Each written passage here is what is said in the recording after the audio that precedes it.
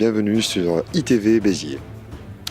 Alors je suis Manuel Nicolas, je suis en présence de mon caméraman Henri, DGNS. Nous avons créé cette chaîne ITV Béziers justement pour vous présenter des documentaires. Donc là actuellement, nous allons vous parler de l'histoire la légende plutôt, de Sainte Aphrodise. Donc nous nous trouvons actuellement en fait sur la place Saint-Esprit, là où Sainte Aphrodise fut décapitée. Il faut savoir que la légende de Sainte Aphrodise se développe au Moyen-Âge pour atteindre sa forme définitive au XVIe siècle. Il faut savoir aussi que Béziers, avant la chrétienté, Béziers partageait les croyances païennes, vouant des cultes aux divinités mythologiques. Alors je vous laisse admirer cette place justement où là, imaginez bien, où Sainte Aphrodise fut décapitée. Et il y a une grosse histoire justement sur Sainte Aphrodise. Et nous allons déambuler dans les rues, nous allons parcourir le chemin que Sainte Aphrodise a parcouru avec sa tête sous les bras. Et c'est bon, ça reste une légende, bien évidemment. On vous expliquera pourquoi. Allez, c'est parti, on y va.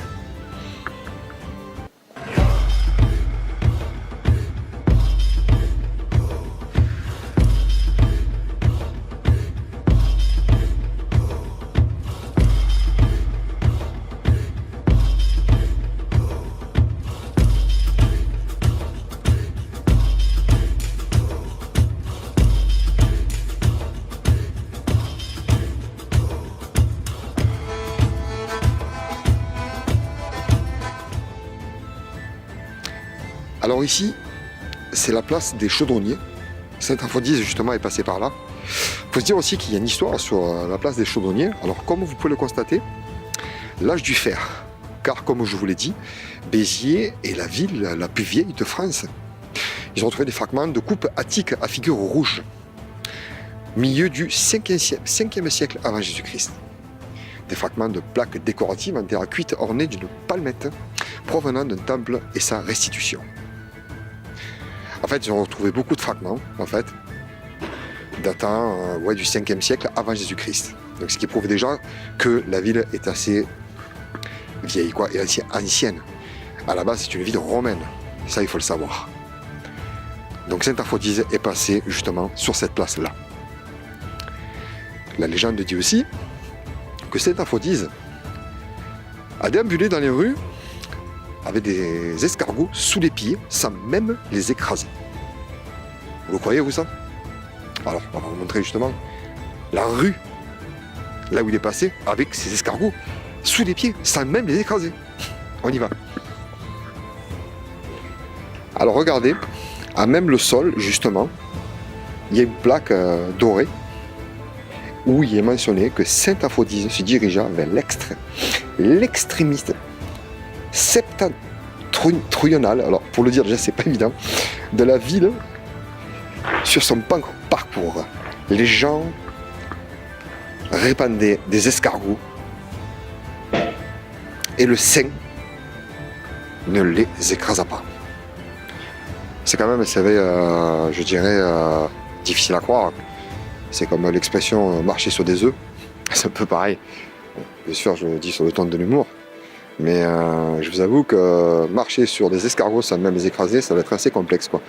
Ça reste une légende, je le redis, bien évidemment. Et nous allons accéder justement sur la place de la mairie, vous allez voir, qui se trouve juste en face de moi. Et je vais vous raconter vite fait l'histoire aussi de notre place de la mairie, qui était anciennement la place du marché, au Moyen-Âge. Nous nous trouvons sur la place de la mairie, qui anciennement était l'ancienne place du marché. Les gens ont tendance à croire, en fait, les Biterrois, que les allées Paul Riquet étaient la place du marché. Non, non. La véritable place du marché, elle date du Moyen-Âge, justement, d'ailleurs. Elle était ici. Voilà, c'était ici que les gens venaient faire leur emplette. Et regardez, puis beaucoup plus tard, c'est là où s'est trouvé notre nouvelle mairie de Béziers, avec notre maire actuel, qui est monsieur Robert Ménard, qui est justement l'ancien patron de Reportage sans frontières. Donc regardez cette belle place, magnifique. Il y avait ici aussi une ancienne poste qui a été démoli il y a une quinzaine d'années à peu près. Tout a été réhabilité, les allées Paubriquet aussi. Il y a tant d'histoires sur l'histoire de Béziers. Je vous laisse découvrir, admirer ces beaux bâtiments qui ont été rénovés récemment.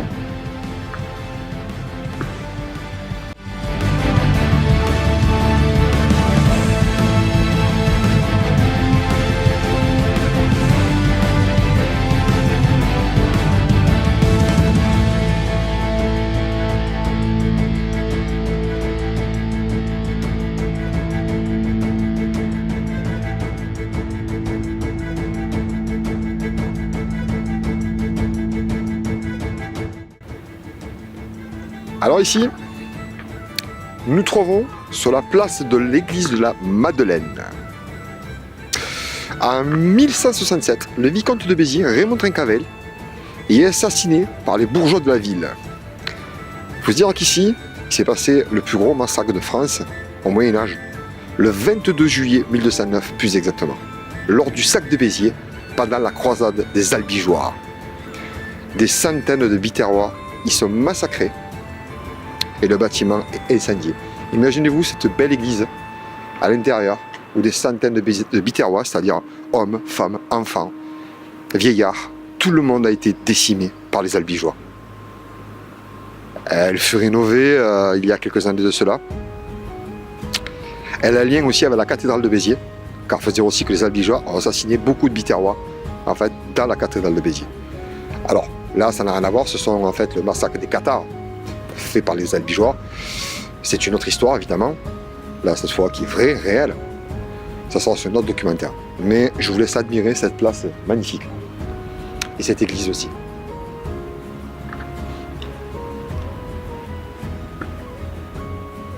Et nous allons continuer à déambuler dans les rues du trajet de Saint-Aphrodise.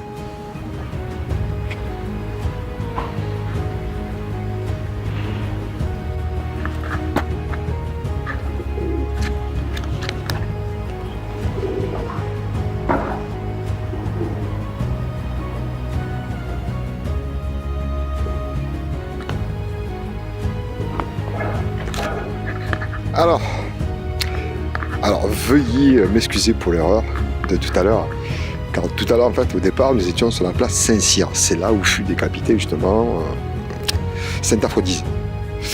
Ici c'est la réelle place Saint-Esprit.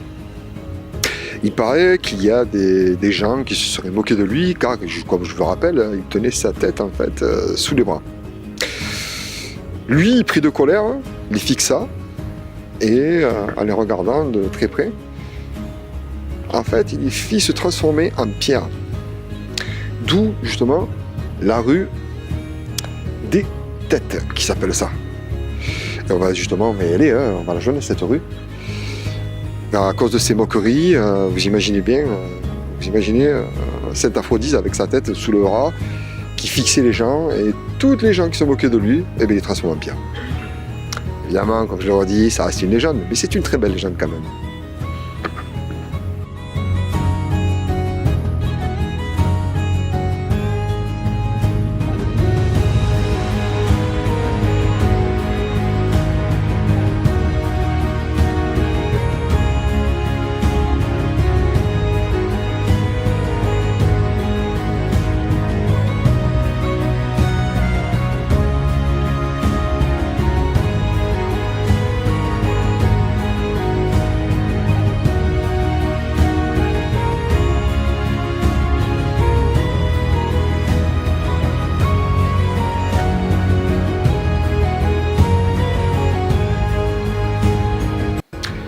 C'est ici que en fait, se termine le chemin périlleux de Saint-Aphrodise, depuis la place Saint-Cyr, en traversant par la place Saint-Esprit, se dirigeant ici, sur la basilique Saint-Aphrodise.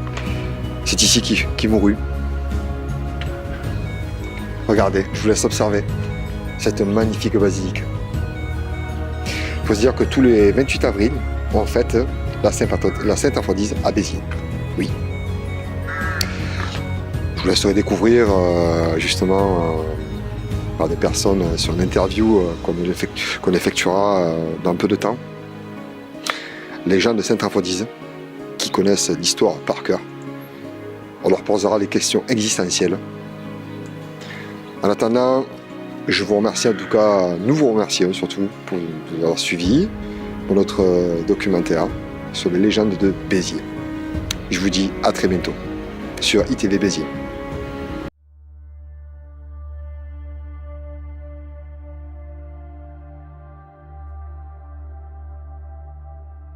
Bienvenue sur la chaîne ITV Béziers, votre chaîne 100% histoire et légende, votre chaîne du Biterrois et des alentours. Nous nous trouvons actuellement justement dans l'église Sainte-Aphrodise, enfin la basilique Sainte-Aphrodise plus précisément. Et nous nous trouvons en compagnie de Monsieur Jean Loz. Monsieur Jean Loz, donc j'ai quelques questions à vous poser. Bonjour à vous. D'où vous vient cette passion pour l'histoire de Béziers et de Sainte-Aphrodise? Alors, l'histoire de Béziers m'a toujours intéressé. Bon, mais dans ma vie professionnelle, j'avais pas trop le temps de m'y intéresser vraiment à fond. Et depuis que j'ai pris la retraite, ça fait maintenant 12 ans, je peux creuser à fond avec toutes les relations. Béziers ne manque pas d'histoire. Il y a toujours plein d'histoires, des petits trucs croquignolesques qu'on peut trouver pour faire partager. Parce qu'une passion, si on la partage pas, c'est pas la peine. Mais vous êtes natif de Béziers là? Oui, je suis natif de Béziers et mon arbre généalogique remonte au moins jusqu'à la Révolution française à Béziers. Oui. Ah oui, quand même, ça remonte à loin, là, 1789, c'est énorme. 1789, ouais, après, j'ai pas pu remonter plus haut, alors ça fait que je me suis arrêté là, mais bon, voilà. Et ici, la basilique Sainte-Aphrodise, bon, c'était déjà la paroisse de mon quartier quand j'étais gosse. Hein. Et puis bon, je me suis marié ici, j'ai été baptisé ici, avec toutes les légendes qui tournent autour du baptistère. J'aurai l'occasion de vous en parler peut-être. D'accord. Et puis, mes grands-parents ont été enterrés ici, donc j'avais des attaches vraiment profondes ici, quoi. D'accord. Et comment vous avez fait pour créer une telle équipe passionnée d'histoire en fait? Alors, en premier, c'est la convivialité. Bizarrement, enfin, vous l'avez remarqué peut-être, hein, oui, c'est la convivialité, mais bizarrement, c'est beaucoup de gens qui ne sont pas natifs de Béziers et qui ont rejoint le Grand Biterrois, je vais dire, à l'âge de la retraite. Ils sont venus s'installer dans la région ici, et c'est des gens qu'on a rencontrés avec Jacques Nougaret, qui est le créateur de notre association Les Amis de Sainte-Aphrodise. Avec Jacques Nougaret, on les a rencontrés en faisant visiter tout le patrimoine biterrois. Et bon, on est arrivé à les intéresser, à les passionner, et donc ils nous ont rejoints, et ce sont des gens nouveaux justement, qui ne sont pas des biterrois vraiment, hein, qui amènent des choses nouvelles et une dynamique comme ça. Ouais. C'est quand même surprenant, c'est avec de voir que des gens qui ne sont pas natifs de Béziers, qui connaissent quand même l'histoire de notre ville, c'est quand même énorme. Bien sûr. J'étais assez impressionné sur notre dernière visite qu'on a effectuée avec Henri justement, là... C'était un Normand, hein, le monsieur, il connaissait plus d'histoire de moi que nous, de Béziers, quoi, que nous. Quoi. Donc, est-ce que vous aimeriez des collaborateurs qui ont des projets différents de vous et qui utilisent un format différent de style comme nous, la vidéo? Est-ce que j'ai un collaborateur? Oui, voilà. Est-ce que vous aimeriez avoir des collaborateurs en fait? Oui, ça c'est sûr. Des projets différents de vous? Oui, déjà. Ça c'est sûr. Oui, on aurait des projets à mettre en œuvre, hein, qui pourraient se tourner justement en vidéo et qu'on pourrait passer sur les télés ou sur les réseaux sociaux. Ça, on a plein d'idées dans la tête. D'où justement notre création, en fait, surtout Henri qui a créé ITV Béziers pour raconter nos histoires de Béziers justement. Ah ouais. Et d'où vient cette passion de transmettre et de raconter l'histoire biterroise en fait? Ah, mais j'ai déjà... Bon, je suis passionné par la relation humaine, c'est sûr. Bon, je suis né comme ça, je m'excuse. Ah, ça ne fait pas, c'est normal. Je ne fais pas exprès, dès que je vois quelqu'un qui arrive, qui me suit, j'y vais, je lui dis bonjour et je lui raconte l'histoire de Béziers. Bon, voilà, c'est ancré à moi, c'est dans mes gènes, quoi. Hein, c'est bien, faire partager, voilà. Ça fait plaisir, en tout cas. C'est pareil, nous sommes passionnés de l'histoire de Béziers. Oui. Pensez-vous un jour donner le flambeau à des personnes plus jeunes et aussi passionnées que vous? Oui, ça alors là, vous parlez un convaincu. Ça fait déjà 5 ans que je suis à la tête de l'association. J'envisage bien sûr un jour de passer la main, puisque je suis persuadé que les gens nouveaux amènent des idées nouvelles. Et vous savez, tous ces présidents d'associations qu'on appelle indéboulonnables, à force, ils amènent plus d'idées nouvelles, ils ont plus de dynamique. Donc il faut savoir passer la main aussi, en plus, avant d'être ridicule en plus. Oui, il y a beaucoup de jeunes, je pense. Pour tout, c'est pareil. Bien sûr, oui, je pense qu'il y a des jeunes passionnés d'histoire aussi. Oui, mais il y a des jeunes, c'est vrai, enfin, des jeunes et des moins jeunes. Bon, les jeunes, c'est plus difficile à trouver. Mais c'est un souci qu'on a dans notre association, c'est d'ouvrir justement la culture du patrimoine de Béziers, de l'ouvrir à des jeunes, à des enfants. Il y a énormément de classes qui viennent visiter cette basilique ici. Hein.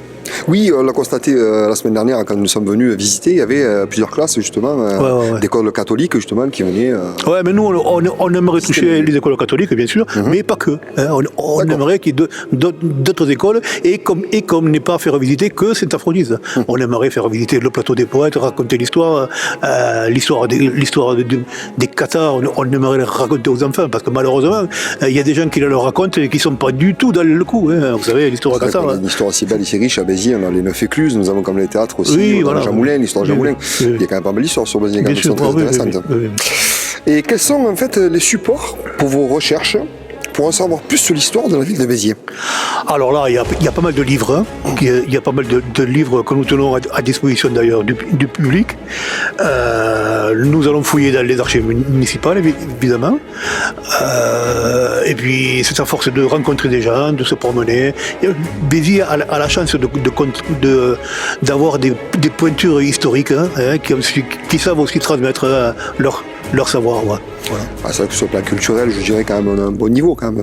Oui. Le fait qu'il y ait une société archéologique aussi à Béziers, et archéologique et littéraire, il ne faut pas oublier.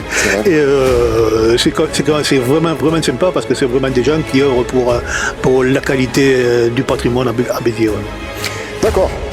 Et seriez-vous prêt à nous aider en fait, à faire un court-métrage avec des acteurs pour créer un petit film sur l'histoire de Saint-Aphrodise? Bien sûr, nous on est là. Alors le but de notre association, c'est de favoriser la découverte et la qualité du patrimoine biterrois. Donc nous, tous ceux qui rentrent dans ces rails-là, on fonce à fond. Et vous verrez qu'on s'amuse bien toujours. Hein. En tout cas, on vous en remercie, c'est sympa. Ça serait vraiment ça à faire, ça à prévoir en tout cas. Et accepteriez-vous que l'on vous suive en fait pour faire un documentaire complet, comme les coulisses de l'organisation du défilé, ainsi que du prochain boulanger ou pâtissier de la Coque d'Or? Oui, bien sûr. Vous verrez tout ce qui... Parce qu'il ne faut pas voir que Saint-Aphrodise, qui a eu la tête coupée, qui est venu s'enterrer lui-même ici, dans la basilique, en fait, dans la grotte qui était à l'emplacement de cette basilique, il faut faire aussi la différence entre l'histoire et la légende. Mais il y a plein de choses qui se sont greffées autour, mais plein de choses moyenâgeuses. Vous savez, la tradition de manger des escargots, ça c'est un reportage qu'on pourrait faire le jour où nous allons faire les escargots pour la Sainte-Aphrodise, parce que c'est une tradition à Béziers, pour la Sainte-Aphrodise, on mangeait des escargots. Voilà. Il n'y a pas que la coque d'or, enfin, il y a aussi les escargots. Ah non, il y a les escargots. Depuis environ 10 ans ou 12 ans, je ne sais plus, on a remis cette tradition à l'honneur et on cuisine des escargots à la biterroise et chaque année, il y a une centaine ou 120 personnes qui viennent déguster les escargots. Qui sont très bons d'ailleurs. Ça, je reconnais. Et un jour, vous pourrez nous raconter l'histoire de Saint-Aphrodise comme un conte d'histoire pour les enfants? Absolument. Ça peut aussi intéresser les enfants. Ça soucie. Oh oui, ça intéresse. Alors, c'est un peu gore. Alors, souvent, ça les captive. Mais il faut pas trop inciter sur le sang qui coule et tout ça. Bon. Mais la tête coupée, quand même, ça... Ne serait-ce que la décapitation, justement. Ouais, après, les enfants, il ne faut pas prendre pas trop petit. On ne s'adresse pas à des enfants de 5 ans comme on s'adresse à des adultes, bien évidemment. Voilà. Non, mais c'est ça qui est passionnant. Moi, j'ai toujours eu des activités liées avec les jeunes. Donc je me suis occupé de mouvement de jeunes pendant très très longtemps, pratiquement toute ma vie. Et donc j'ai cette expérience déjà. Voilà. Mais les enfants s'y intéressent quand même, les petits. Les enfants s'intéressent, oui, c'est sûr. Oui. Et serez-vous prêt aussi à ce qu'on vous donne de nouvelles idées? Oui, ça bien sûr. Oui. Vous êtes déjà nouveau pour nous. Alors les gens nouveaux ont des idées nouvelles. C'est très bien, oui. On est fermé à rien, au contraire. Hein. Écoutez, nous, ça aura un grand plaisir en tout cas. On dit que l'on a décapité à l'âge de 101 ans. Pourquoi tuer une personne à cet âge-là? Alors ça, c'est une question qu'il faudrait poser aux Romains d'abord. Hein. Parce que moi, personnellement, moi je ne l'aurais pas décapité, évidemment, mais bon, il n'existait pas à cette époque-là, elle était loin même. Hein. Malgré que je sois un peu âgé, mais bon. Dans la fleur de l'âge. De toute façon, c'était dès que à cette époque-là, quoi, au 1er siècle, avant Constantin Ier, qui a légalisé un peu le christianisme, ben, tous ceux qui se réclamaient de la religion catholique, ils étaient martyrisés pratiquement. Hein. D'accord. Ouais. Et surtout, qui a donné l'ordre s'il y a eu un procès? Alors là, j'ai plus le nom en tête là, je sais plus qui c'est qui avait à Béziers, le consul qui était à Béziers, je me souviens plus de son nom là, vous me prenez un peu à froid là. Il aurait fallu que je révise peut-être un petit peu. Bon, ça, vous savez, personne n'est parfait, mais bon, on peut pas trouver à la perfection. Alors là, je vais placer le relais justement à Henri qui va vous poser certaines questions.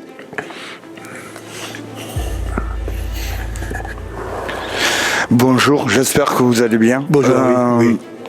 Moi j'ai une question, on va faire surtout celle-là. On retrouve souvent dans l'histoire de Béziers les églises romanes brûlées.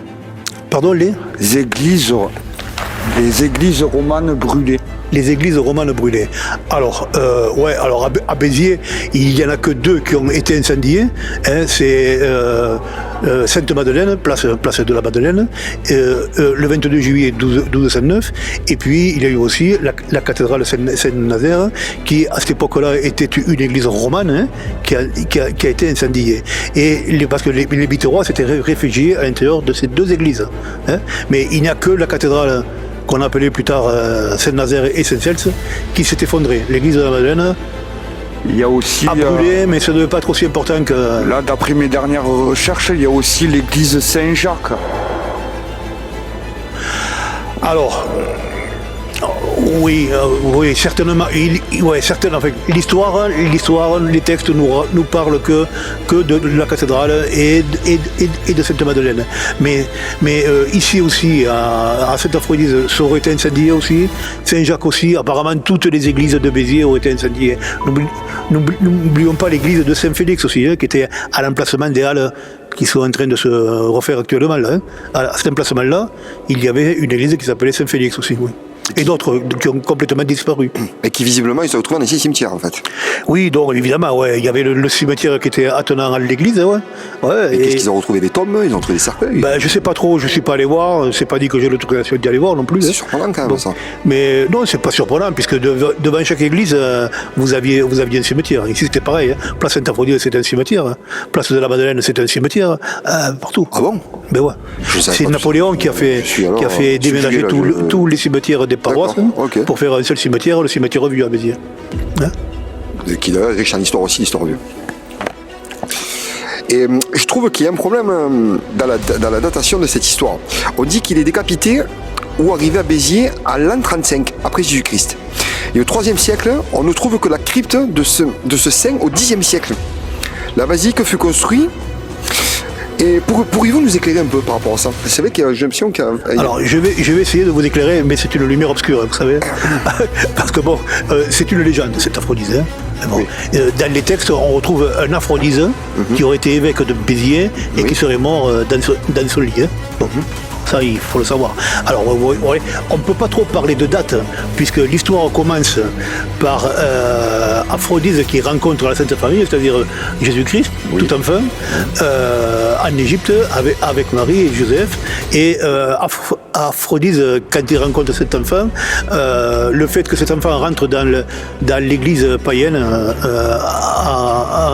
en Égypte, toutes les idoles qui étaient adorées par ces Égyptiens sont tombées par terre et se sont cassées. Et Aphrodise qui a reconnu que Jésus était le Fils de Dieu, a dit mais où est-ce que je peux rencontrer cet enfant plus tard? Et l'enfant Jésus se serait accroupi et sur la terre à l'intérieur de l'édifice, il aurait écrit Bétara, donc Béziers. Voilà, il l'aurait écrit. Alors vous voyez, si on part de là, Jésus, allez, on va dire qu'il avait 56 ans. 56 ans, vous voyez. On n'était même pas au 1er siècle. Et il arrive à Béziers 200 ans après ou 300 ans après. Bon, vous voyez, les dates... Oui, ça reste une légende. C'est une légende. Évidemment. Il ne faut pas rigoler non plus. Quoi. C'est pour ça que les datations, en fait, ne sont pas compatibles. Non, d'accord, c'est ce que je comprenais. Fait, à l'an 35, même s'il est mort à l'âge de 101 ans, ça ne fait qu'une mort au 2e siècle, en fait, maximum. Et non au 3e. Il y a un gros problème sur le niveau de la datation. Pourriez-vous nous dire la véritable date? Car je pense que beaucoup de gens font des erreurs sur cette datation, en fait. Mais on ne la connaît pas, la date. Il ne faut pas s'avancer dans des dates parce qu'on ne la connaît pas. D'accord. Vous savez, Aphrodise a été vraiment célèbre qu'à partir du 14e siècle à Béziers. Avant lui, c'était Saint-Guiraud. Qui était vraiment... c'est pas si vieux que ça, finalement. Non, c'est pas si vieux que ça. Bien sûr que non. Bien sûr que non. Oui. Ouais. Ce qui n'a rien à voir, en fait, l'histoire de Saint-Aphrodise n'a rien à voir avec les cathares, en fait. Ah non, rien du tout. C'est deux choses absolument différentes. rien. J'ai l'impression que les gens ont tendance, en fait, à comparer, à faire la comparaison entre Saint-Aphrodise et les cathares. Oui, alors, tout ce qui est catharisme, tout ce qui est toujours catharisme, il y a une mauvaise information, ça c'est certain. Vous savez, ça, c'est une autre histoire, après. Oui, c'est un autre débat, voilà. On trouve des pizzas cathares, on trouve des immeubles cathares, vous savez. Béziers n'a jamais été une ville cathare importante, c'est certain. Je pense que c'est plus du côté du sud-ouest, ça va être plus de l'Arbonne et tout ça. Absolument, voilà. Oui, c'est ça, oui. Pourquoi certaines personnes disent qu'il n'y avait pas de grec sur le Biterrois, en sachant que l'on était sur une religion païenne, donc une religion grecque? En sachant que Est-ce que vous auriez une explication par rapport à ça? Pourquoi certaines personnes disent qu'il n'y avait pas de grec sur le Biterrois? Je ne sais pas, écoutez... En sachant qu'on était sur une religion païenne, en fait. Oui, mais de toute façon, tout ce qui est religion païenne, c'est une autre religion que l'Église catholique. Donc, à partir de là, évidemment, qu'avant la chrétienté à Béziers, c'était des religions païennes, forcément. Alors qu'il n'y ait pas eu de Grecs, pourquoi il n'y en aurait pas eu? Moi, je fais confiance au service archéologique de la ville. Ils sont plus à même que moi pour apporter une réponse. Oui, au début, moi j'étais persuadé que Béziers était une colonie grecque. Mais alors maintenant, il apparaîtrait que Béziers serait une ville grecque qui se serait appelée Rhodes. Rhodes? Carrément, oui. Comme l'île de Rhodes qu'on trouve en Grèce. Oui, en Grèce, exactement. Alors de là à dire que c'est vraiment des voyageurs qui sont venus de Rhodes et qui ont donné le nom de leur ville à cette colonie. Oui, tout ceci reste que des spéculations, quoi, en fait, quoi. Ça reste uniquement... Voilà. Ce qui est sûr, c'est qu'il y a eu une grosse implantation wisigothe à Béziers et romaine. Voilà, c'est ce que j'allais vous dire, justement, parce que récemment, on disait que Béziers est c'est la ville la plus vieille de France. Oui, parce que j'ai compris. Ouais. Ça date des Romains, d'ailleurs. Oui, bien sûr, même avant. Oui. Même bien avant. D'où la voie domitienne, la voie domitienne. Oui, on remonte à moins de 750 avant Jésus-Christ. C'est quand même énorme. Oui, c'est quand même beaucoup. D'où on en parlait justement, nous, avec Henri, la Gaule, on appelait ça la Gaule. Ouais. Qui était, c'était à l'époque des Romains, justement. Oui. Et d'où, alors c'est pour ça que je comprends pas, parce qu'on dit que c'est Romain, qu'on dit que c'est la Gaule. Des fois, je suis un peu perdu, vous savez, de tout ça. Ouais. Bon, c'est un autre sujet, évidemment, comme j'aurais dit, c'est un autre débat, bien évidemment. Non, vous aviez deux peuples bien séparés sur le Biterrois, à Béziers, sur les deux collines. Vous avez la colline Saint-Jacques, oui, exactement. qui était peuplée par le peuple wisigoth, qui sont venus du nord de l'Europe au IVe siècle, et sur l'oppidum de Saint-Nazaire, vous aviez les peuples romains. Et vous aviez cette grande traversée entre les deux, la grande traversée qui est entre les deux, qui serait une partie de l'ancienne voie romaine. Elle n'est pas exactement là, mais bon, on ne va pas trop rentrer dans les détails. Et je sais que c'est la question qui fâche. Non, allez-y. Pourquoi des personnes disent qu'il y avait peut-être quelques familles grecques sur Béziers, en sachant très bien qu'on était sur des croyances païennes? Ben oui, les Grecs avaient une religion païenne, forcément, dans la mesure où c'est pas chrétien, c'est païen. Alors vous savez. Mais quelle est cette grande différence entre païen et chrétien? Les chrétiens se sont appropriés la foi en un seul Dieu, quoi. Voilà. Bon. Alors après, les Grecs ont transmis leur Dieu aux Romains aussi. Bon. Alors. Non, on ne peut pas dire...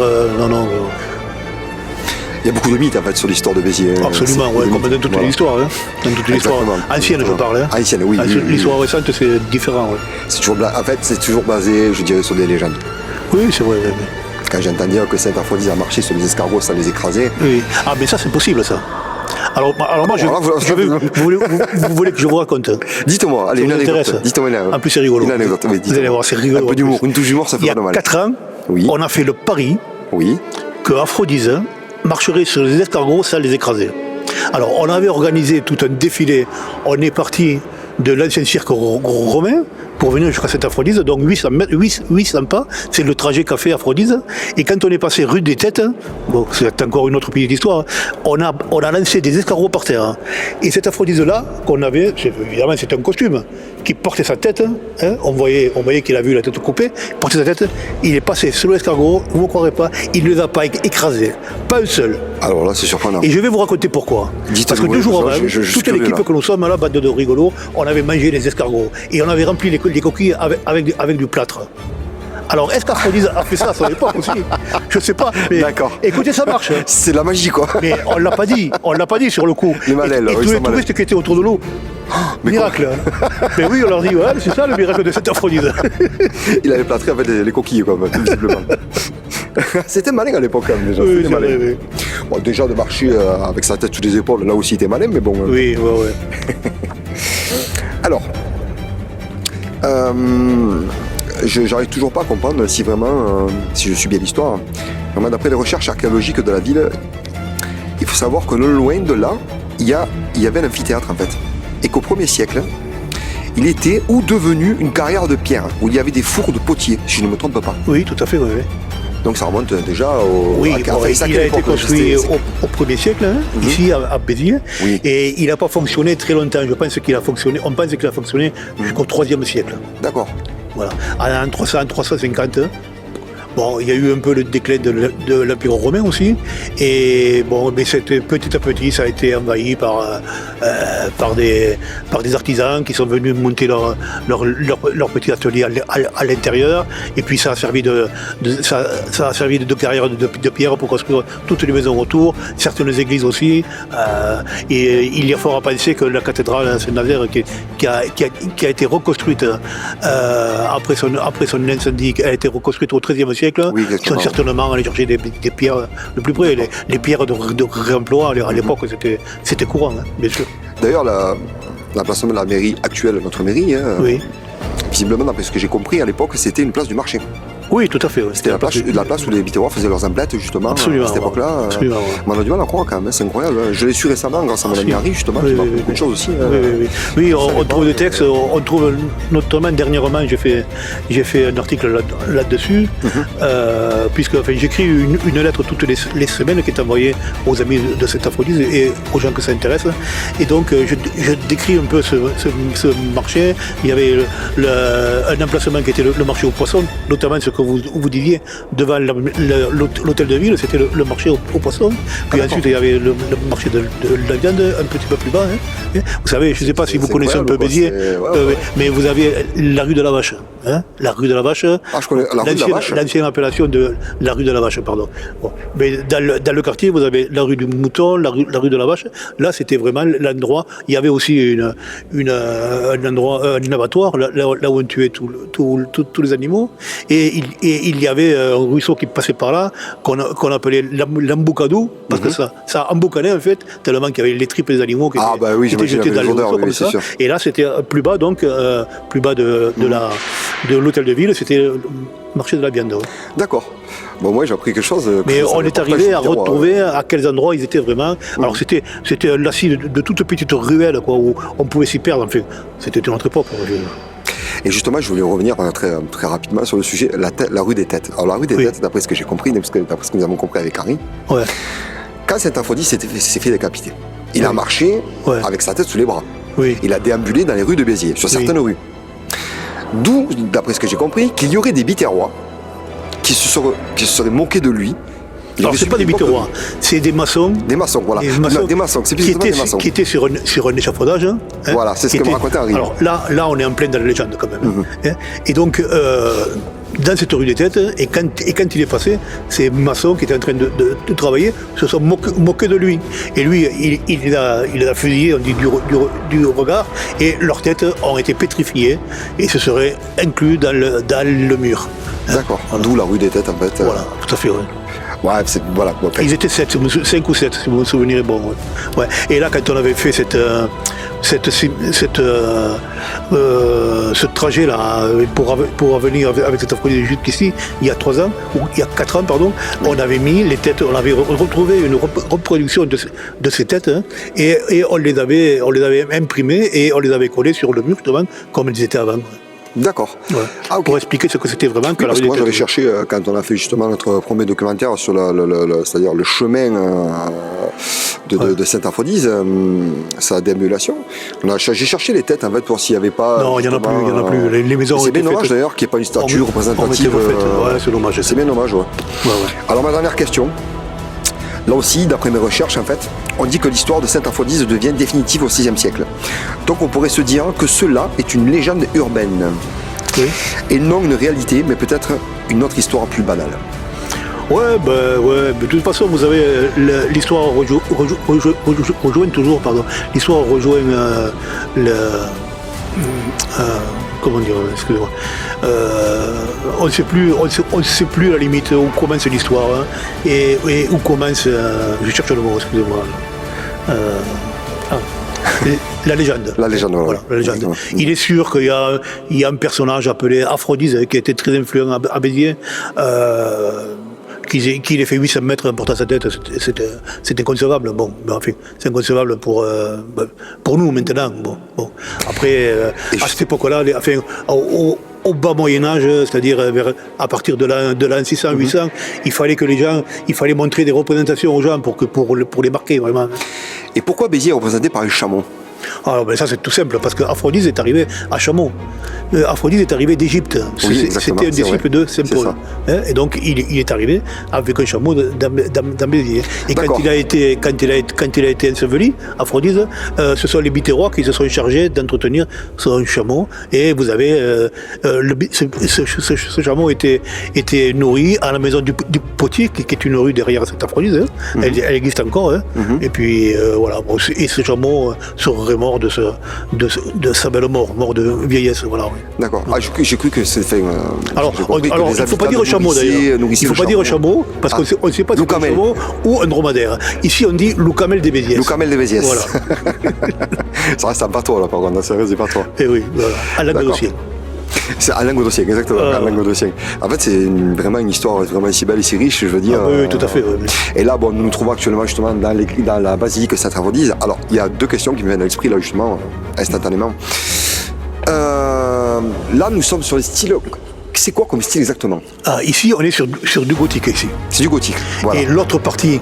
Oui.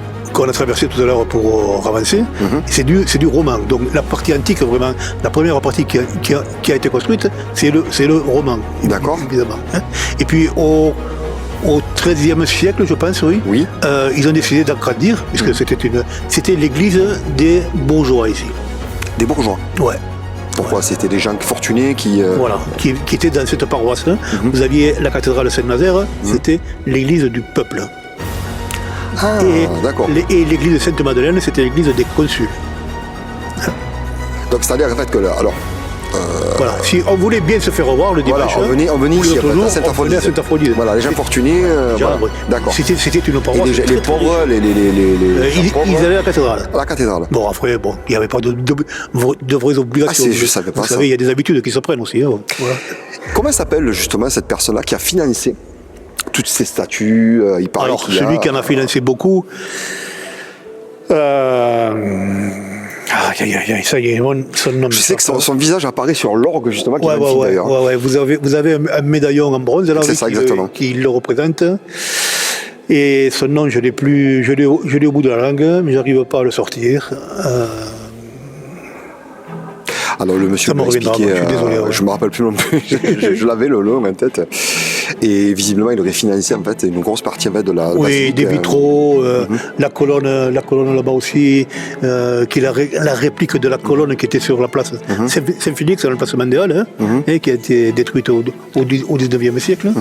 Et donc, il a fait faire la reproduction de cette colonne au 1 tiers. J'ai encore quelques questions. Alors, visiblement, d'après ce que j'ai compris, vous avez retrouvé un sarcophage. Mais un peu plus loin, un sarcophage. Il y en a plusieurs ici. Alors, je voulais savoir, est-ce qu'ici, il y avait une crypte avec des corps? Parce qu'on a retrouvé des évêques, on a retrouvé des prêtres. Alors ici, dans les années 60, il y a des fouilles qui ont été faites, notamment sous l'orgue. Oui. Et on a retrouvé une multitude de sarcophages qui remontaient vraiment au 2e et 3e siècle. Donc les deux sarcophages que vous pouvez voir sous l'orgue, à droite c'est un sarcophage d'adulte, à gauche un sarcophage d'enfant. Bon. Mais ça c'est l'époque wisigothe vraiment, 4e siècle. Bon. Et puis ensuite vous avez donc sous le baptistère vous avez un sarcophage qui sert de baptistère. C'est ce sarcophage qui aurait, toujours pareil, la légende qui rejoint l'histoire, qui aurait contenu le corps de cette Aphrodise.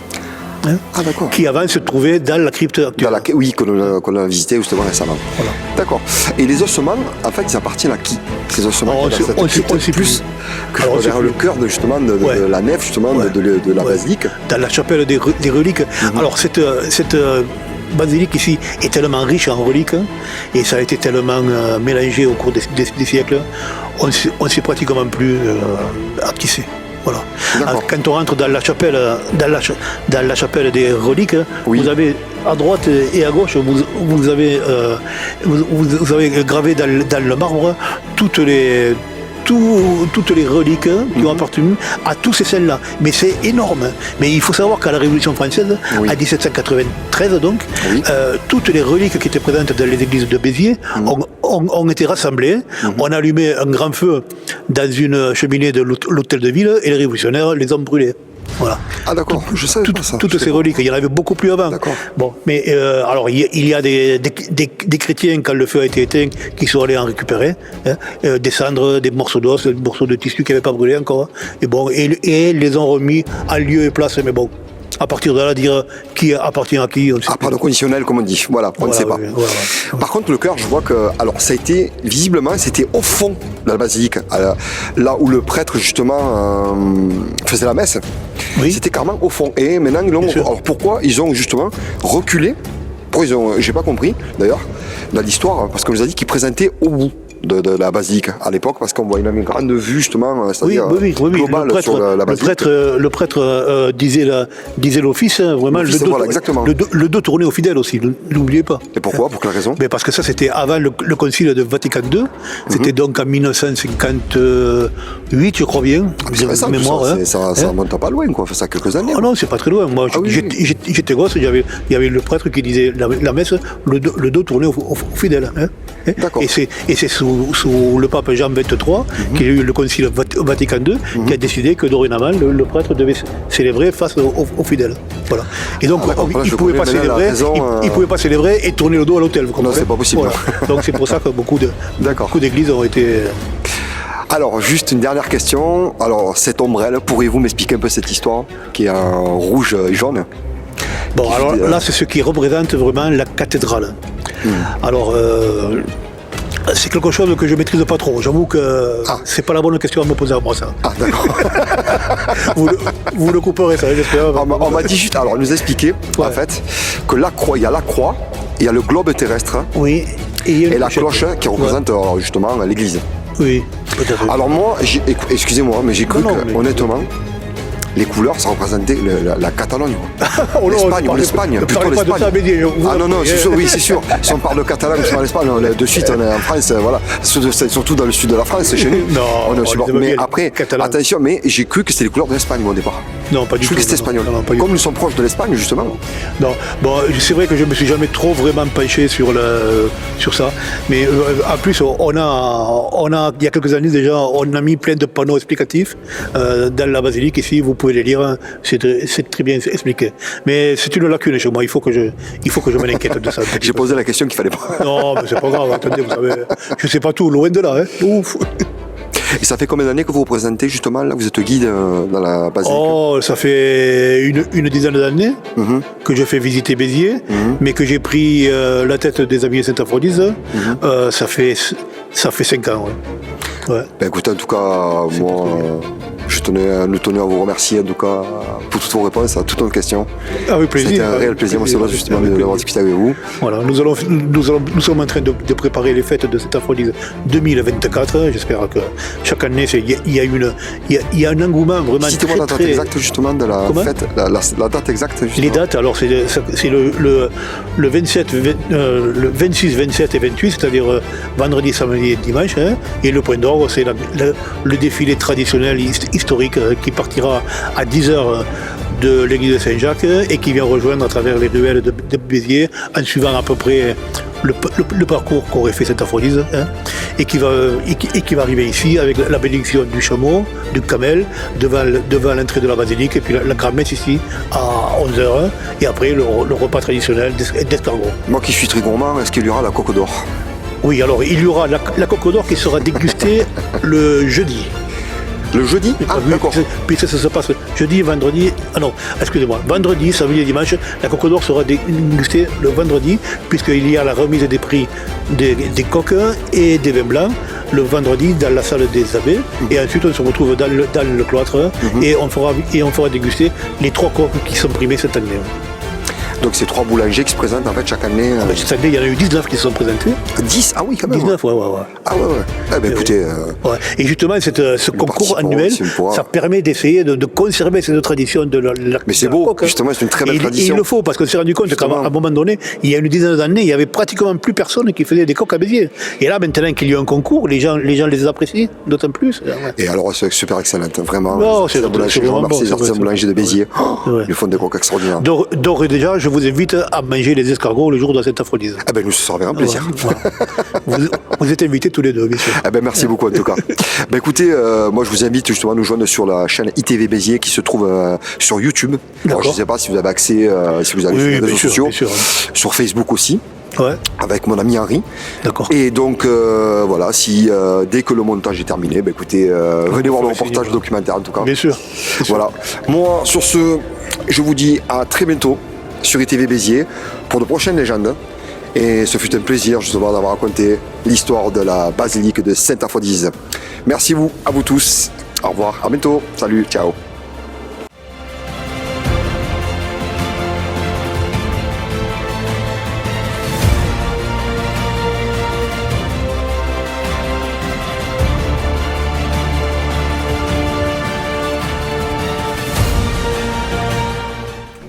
Je tenais à remercier toute l'équipe, les amis de Sainte-Aphrodise, aussi Monsieur Loss pour cette interview. Je remercie aussi Nico qui est votre présentateur pour son travail qu'il a effectué. Parce qu'il faut savoir que c'est énormément de travail pendant le tournage. N'hésitez pas à aller voir cette équipe qui est très passionnée. La basilique Sainte-Aphrodise est ouverte de 14h à 17h si je ne me trompe pas. Tous les vendredis, je vous partagerai aussi leur page Facebook. N'hésitez vraiment pas à vous abonner aussi à leur page, vous allez avoir plein de dates. Vous pouvez participer, il n'y a pas que l'histoire de Sainte-Aphrodise, voilà, ils organisent pas mal de choses. Je vous laisse avec la visite guidée de cette basilique de Sainte-Aphrodise. Merci à tous pour votre visionnage.